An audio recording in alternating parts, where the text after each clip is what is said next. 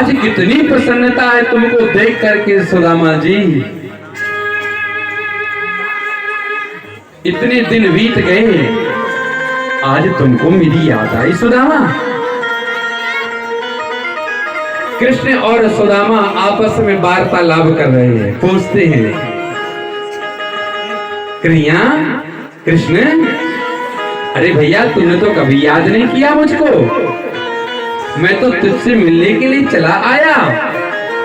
तब सुदामा जी कहते, भैया क्या बताऊं, हैं तू याद करता तो मैं जल्दी आ जाता। कन्हैया कहते हैं, सुदामा एक बात बताओ, विवाह कियो कि ना कियो? सुदामा जी कहने लगे, कर तो लियो कन्हैया, और तेरी भाभी को नाम है सुशीला। अच्छा, विवाह भी कर लियो, बतायो भी ना है? कन्हैया मैं कहा बताऊं तो को, अब तू कहाँ रहे मैं कहाँ रहे तो कोई बतो भी ना है?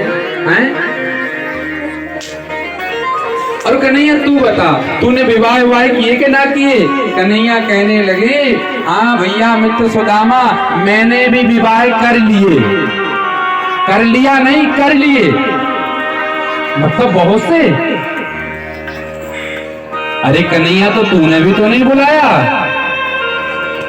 कन्हैया कहते, सुनो सुदामा, विवाह की तारीख फिक्स हो तो बुलाए।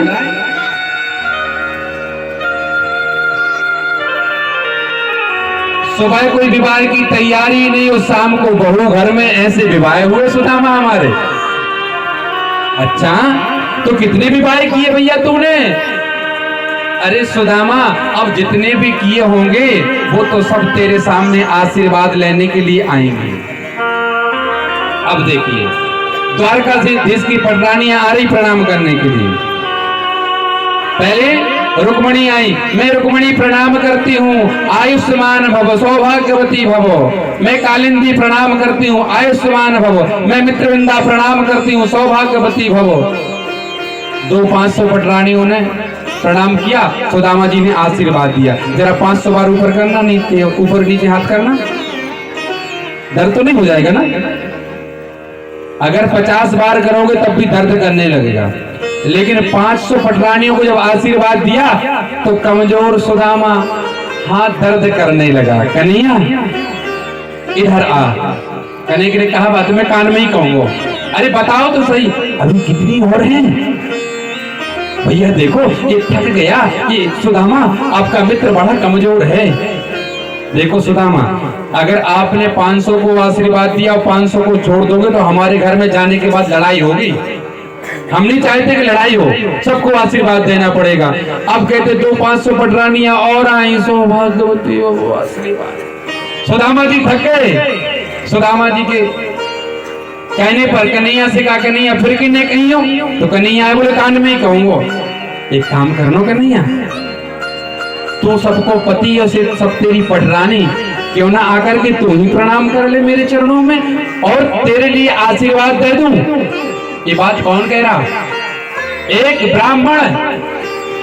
ब्राह्मण, वो भी नारायण से कह रहा कि मेरे चरणों में प्रणाम कर ले, मैं तुझको आशीर्वाद दे दूंगा।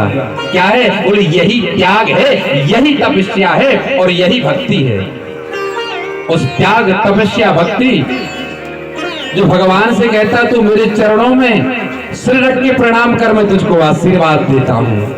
और वास्तव में लिखा है कि दैवाधीनम जगत् सर्वं मंत्राधीनम तदेवता, ते मंत्रा ब्राह्मणाधीनम तस्मात् ब्राह्मण देवता।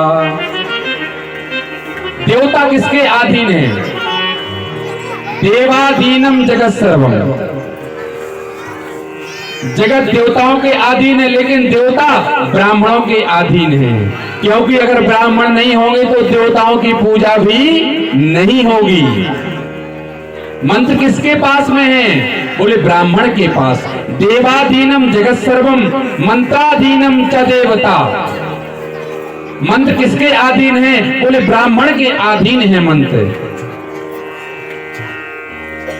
देवाधीनम जगत सर्वम मंत्राधीनम च देवता ते मंत्रा ब्राह्मणाधीनम तस्मात् ब्राह्मण देवता। यहाँ पर ब्राह्मण के लिए देवता कहा है। और वास्तव में ब्राह्मण के मुख से आशीर्वाद निकल जाए ना, आत्मा से आप प्रणाम वंदन कर लो और जो मांगोगे वो आज भी मिलेगा। वो ब्राह्मण में आज भी शक्ति है। बोल ब्राह्मण भगवान की। यहाँ पर ब्राह्मण के लिए भगवान कह दिया और सुदामा जी ने भगवान से कह दिया कि तुम प्रणाम कर लो, मैं आशीर्वाद दे दूंगा।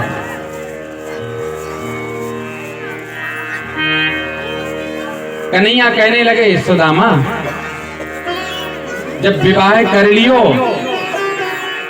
और भाभी को नाम कहा है तो कहा सुशीला, तो भाभी जी ने कुछ ना कुछ तो मेरे ताई भेजो होगो।